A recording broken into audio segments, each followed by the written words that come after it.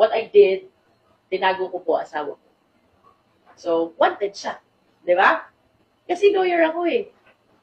I cannot bear the fact na natutulungan ko yung ibang akusado, tapos makukulong ang asawa. For 2.5 months, malayo siya sa amin. Tinago ko siya. Kung handang humarap, dapat dito humarap. Kailangan magpakita, kailangan sumagot. Kung walang kasalanan, simple lang, magpakita. Wow! Wow! O gagka.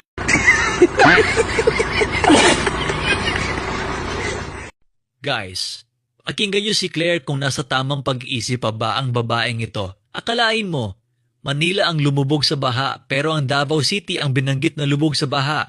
Lubog na ang bansa sa baha. Totoo naman po. Kitang-kita po natin ito sa Davao City. Kitang-kita po natin ito sa Davao City.